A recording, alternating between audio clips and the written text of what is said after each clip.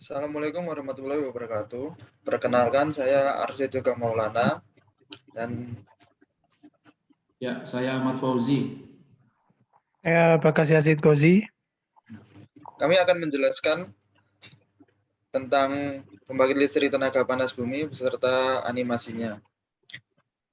Pembangkit listrik tenaga panas bumi adalah pembangkit listrik yang menggunakan panas bumi sebagai sumber energinya.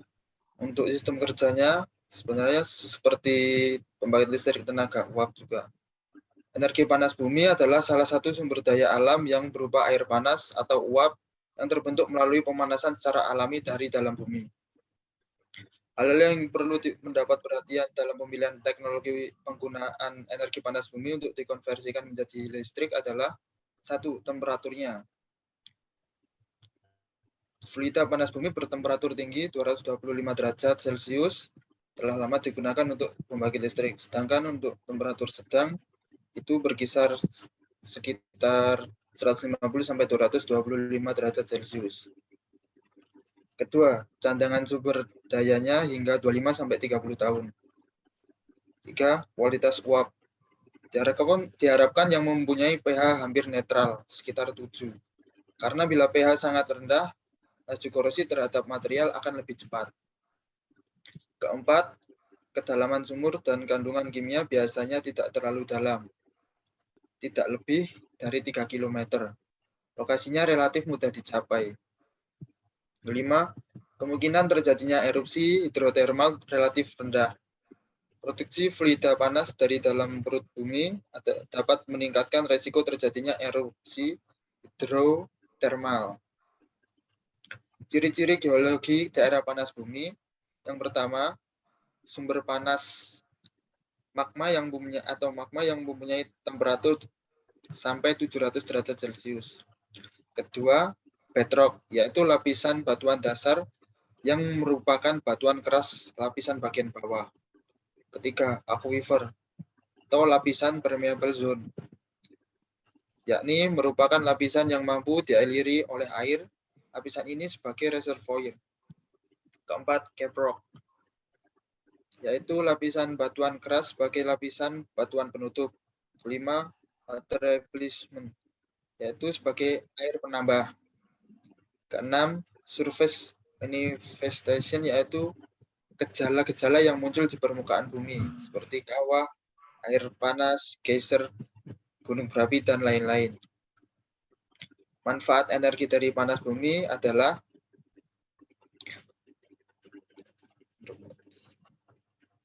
di masa modern ini, energi panas bumi tidak hanya digunakan sebagai pembangkit listrik saja. Ternyata energi dari panas bumi juga dapat digunakan sebagai sarana yang lain seperti untuk membantu pertumbuhan tanaman atau produk pertanian lainnya yang berada di dalam rumah kaca selama musim dingin. Bahkan energi tersebut juga dapat dimanfaatkan sebagai pemanas ruangan dan penjaga jalan atau trotoar agar tidak terlalu licin, dan juga dapat dimanfaatkan menjadi energi listrik. Cara mengambil manfaat energi panas bumi adalah dengan mengepor bagian yang menjadi lokasi panas bumi tersebut untuk membebaskan uap pada kedalaman tertentu. Selanjutnya, cara kerja pembangkit listrik tenaga panas bumi seperti pada animasi berikut yang akan dijelaskan oleh teman saya, Mas Fauzi. Ya. Baik, terima kasih Mas Rosid. Berikut saya akan coba untuk mengulas tentang bagaimana cara kerja pembangkit listrik tenaga panas bumi. Yang seperti kita ketahui bahwasanya pembangkit listrik tenaga panas bumi yang kita sebut sebagai PLTP itu seperti yang disampaikan oleh Mas Rosid tadi adalah energi utamanya adalah dari panas bumi. Untuk selanjutnya dari energi panas bumi itu pada umumnya berfungsi sebagai sumber utamanya. Jadi untuk next prosesnya itu hampir sama dengan PLTU. Jadi yang pertama uap itu disuplai dari sumber produksi. Ini sumber produksi ya.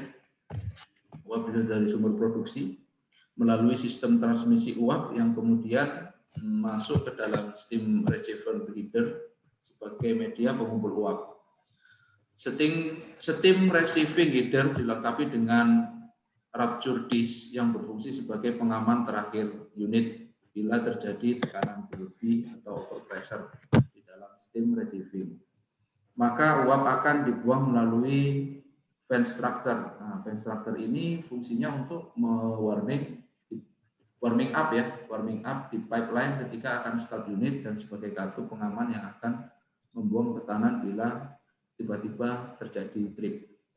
Yang kedua, dari steam receiving header, uap kemudian dialirkan ke separator atau cyclone type yang berfungsi untuk memisahkan uap atau pure steam dari benda-benda asing seperti partikel berat.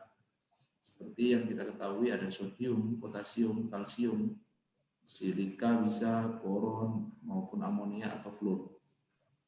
Nah, dari proses kedua kita beralih ke proses ketiga, yaitu kemudian uap masuk ke demister.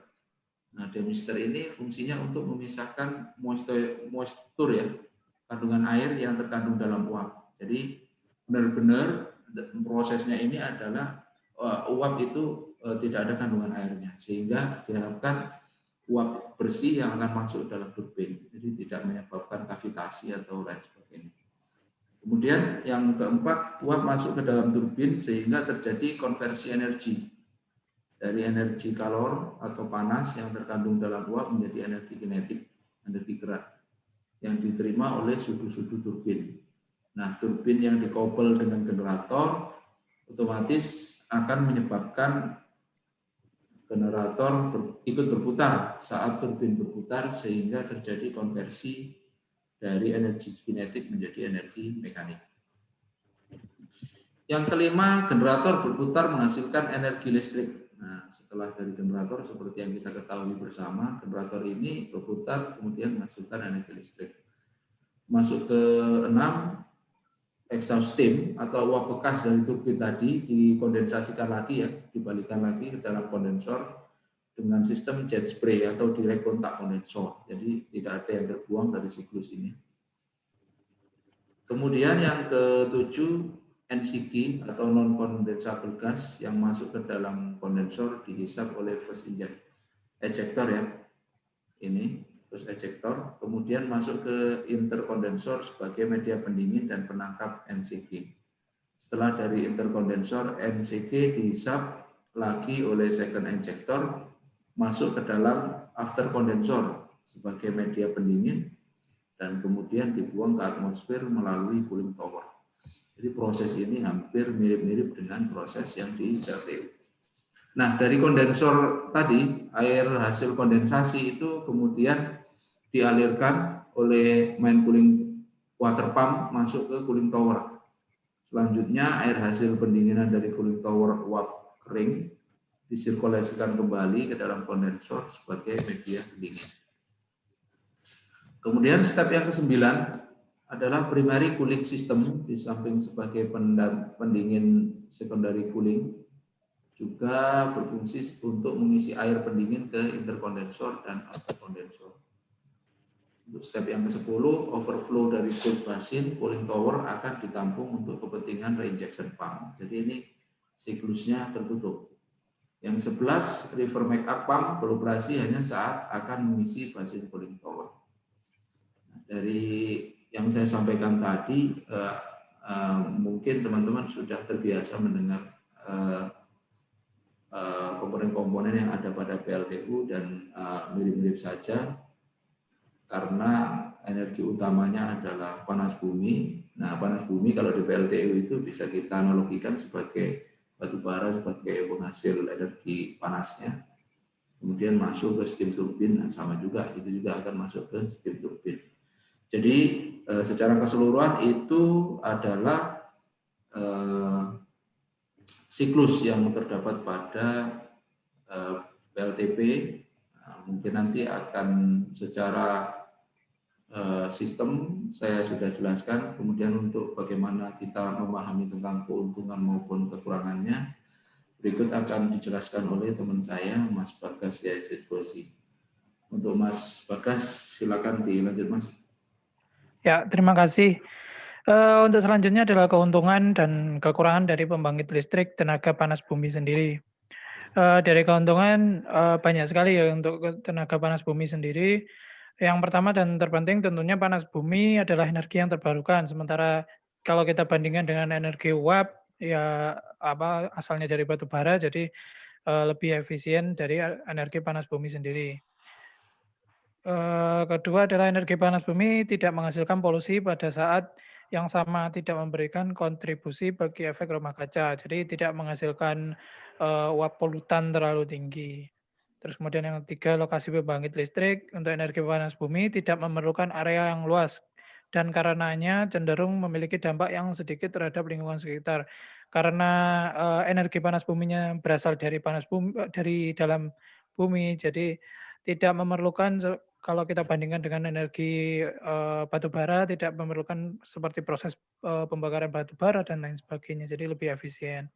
Kemudian yang keempat, karena energi panas bumi adalah energi yang berasal dari dalam dan dirinya sendiri, tidak ada sumber-sumber di luar bahan bakar yang diperlukan untuk menjaga generator berjalan. Jadi terlihat dari proses tadi, keseluruhan proses itu berputar terus, jadi panas uap naik, diolah, kemudian turun lagi jadi air, jadi terus-menerus seperti itu. Jadi tidak ada energi yang terbuang.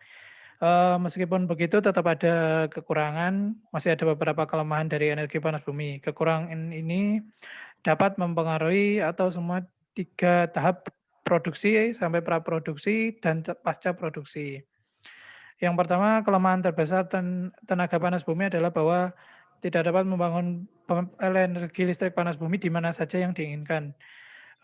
Jadinya membutuhkan sebuah lokasi yang mengandung batuan panas. Setelah itu tidak semua batuan ini bisa dibor karena terkadang juga terlalu keras. Kemudian batuan ini juga memiliki kedalaman yang harus memungkinkan untuk dibor. Ada risiko juga yang perlu dipertimbangkan, kadang pada situs panas bumi memungkinkan untuk dibor tetapi sudah kehabisan tenaga uap. Jadi kehabisan untuk sumbernya sendiri. Bisa jadi hal ini terjadi ketika musim kering yang berlangsung cukup lama. Jadi airnya yang terserap itu sangat minim.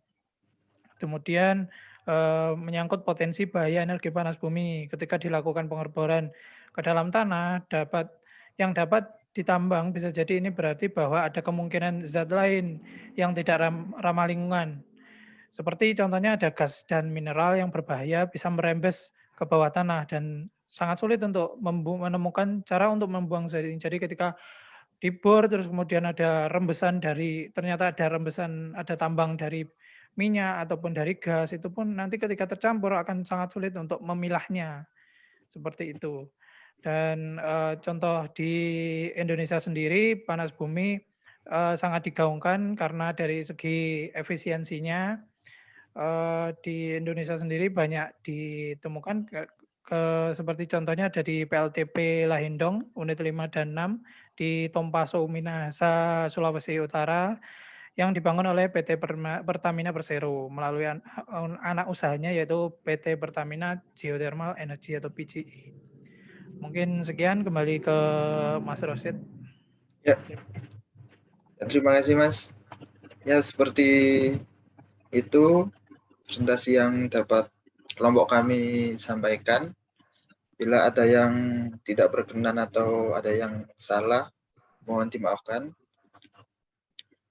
Terima kasih atas perhatiannya. Assalamualaikum warahmatullahi wabarakatuh.